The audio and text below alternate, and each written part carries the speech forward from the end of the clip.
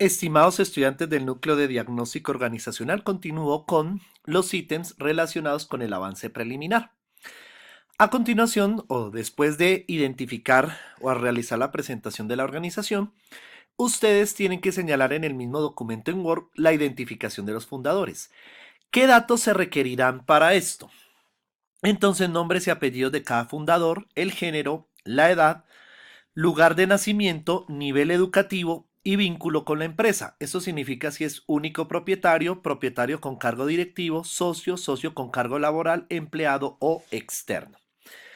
Esta información en primera instancia puede tomarse del certificado de existencia y representación legal de Cámara de Comercio, pero también, como todos ustedes tienen acceso a la información a la empresa, es importante que ustedes accedan al máximo de información posible relacionada con estos datos.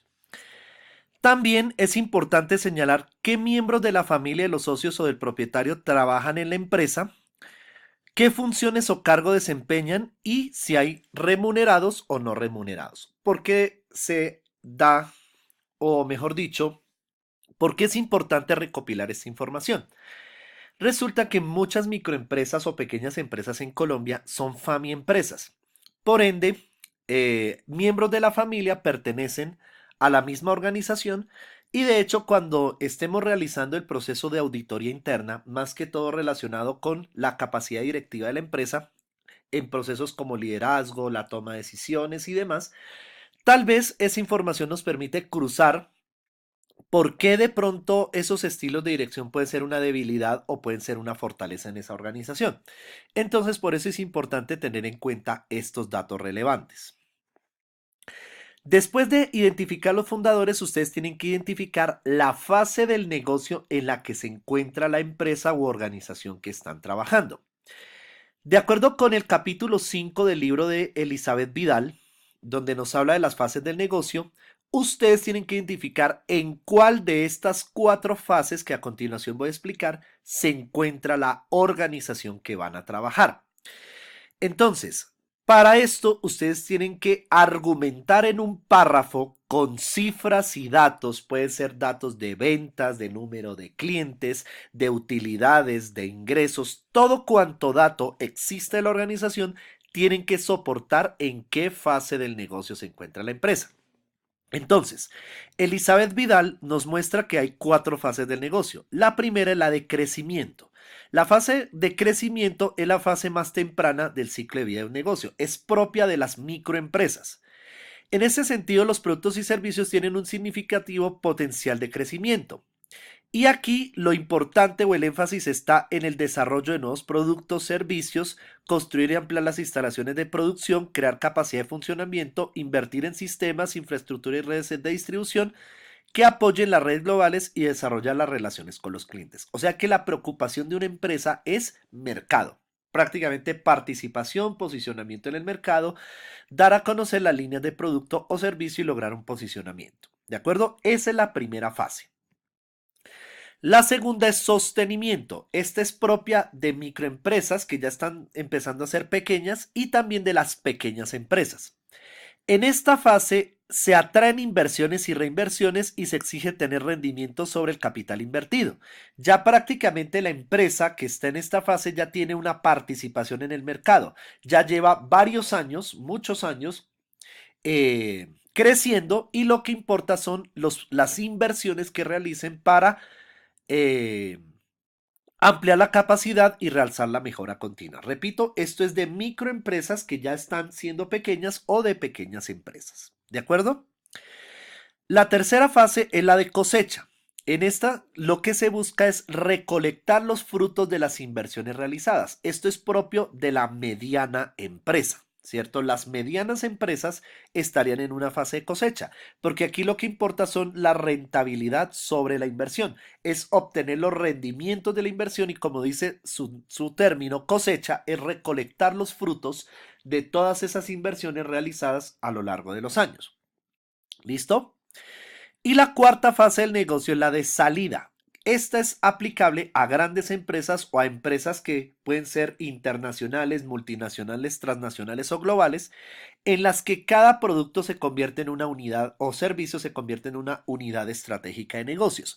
Y lo que se hace es evaluar si esa unidad estratégica de negocios es rentable o no. Si no es rentable, sencillamente se elimina, o si no, se fortalecen esas unidades estratégicas. Repito, ustedes tienen que identificar en cuál de las 4 fases que acabé de explicar se encuentra su negocio o la organización que están trabajando, y la tienen que argumentar en un párrafo con cifras y datos. Cifras de número de clientes, cifras de ventas, cifras de utilidades, cifras de inversiones, cifras de ingresos, las cifras a las cuales ustedes puedan tener el mayor acceso. ¿De acuerdo?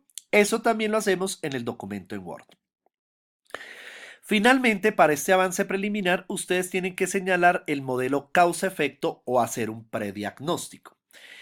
Hay 2 formas de hacer este causa-efecto. Uno, con el diagrama causa-efecto a través del diagrama de Ishikawa o espina de pescado, que tal vez ustedes verían en el núcleo de calidad y normas técnicas, en el que prácticamente tenemos que el problema, el centro del problema, el tronco del problema, estamos hablando del problema principal. Por cada componente o proceso determinamos las causas, que son los dorsos de la espina, y aquí tenemos el efecto de lo que eso genera, o sea, es decir, el principal síntoma que vemos en la organización para establecer un primer diagnóstico. Esa sería una alternativa. Pero en esta presentación les voy a presentar otra alternativa para que ustedes hagan el modelo causa-efecto. Ustedes libremente van a escoger cualquiera de estas dos. O bien sea diagrama causa-efecto de Ishikawa, o bien sea el modelo que a continuación les voy a explicar, que consiste en unas etapas fundamentales. Creación de un equipo de mejoramiento continuo, que en este caso serían los integrantes del grupo. Establecer factores y limitaciones por cada departamento, área o proceso, que para eso ustedes los tienen identificados previamente en la presentación de la organización. Recuerden que ahí ustedes identificaron las áreas funcionales y personal empleado por áreas. De esas mismas áreas vamos a hacer el causa-efecto. Se asigna una puntuación respectiva a cada factor. Después se determina el grado de eficiencia e ineficiencia para cada área o proceso. Después se puede diseñar el mapa integral del modelo.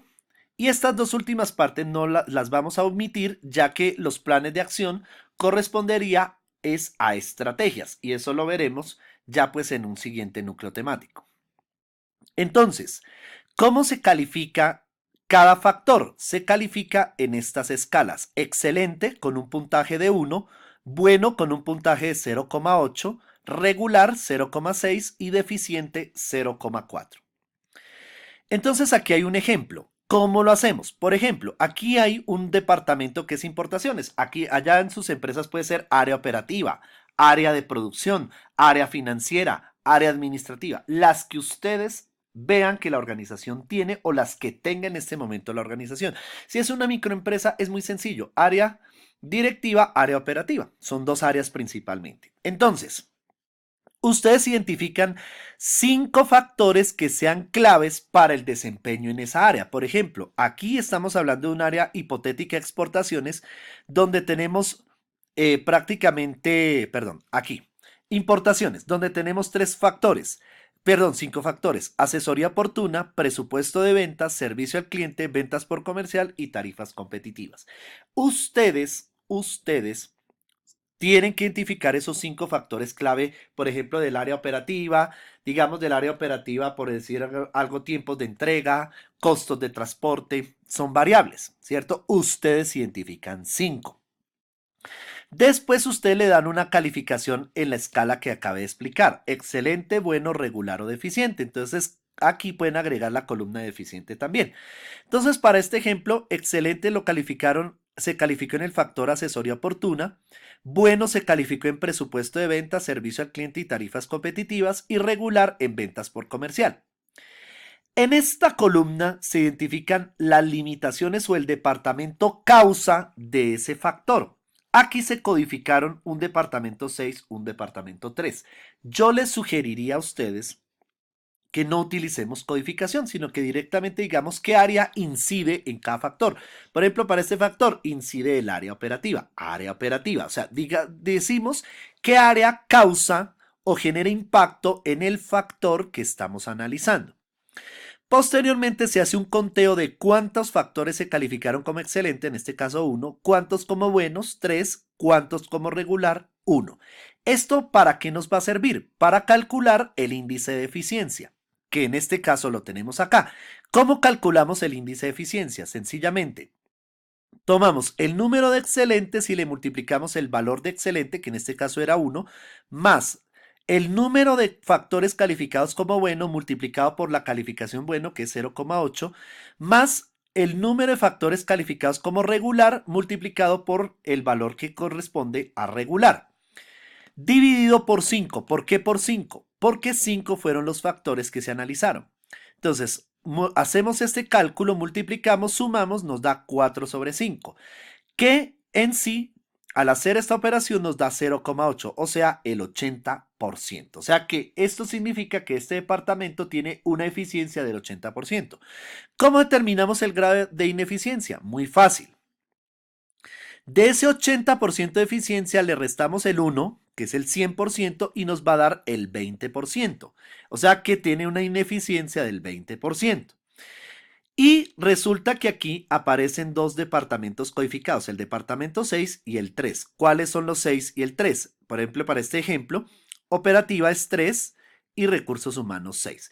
Como les decía, esto no es necesario que ustedes lo codifiquen, sencillamente digan qué área está afectando a los factores, ¿cierto? Y esa área, cada una de las áreas tiene un peso del 50% porque son dos áreas. Si es un área la que está afectando, ¿cuánto sería el peso? 100%. Entonces, esta es la manera como ustedes tienen que hacer este causa-efecto. Repito, pueden tomar dos alternativas, o hacerlo por diagrama de Ishikawa de causa-efecto, o hacerlo por este modelo matricial de causa-efecto. ¿Listo? Ya ustedes son libres de hacerlo. Ojo, por área o proceso que tenga la organización, hacemos una tablita de estas y calculamos el grado de eficiencia e ineficiencia. Aquí hay un ejemplo para que cada uno de ustedes practique cómo calcular el índice de eficiencia y de ineficiencia basado en el ejemplo que acabé de explicar.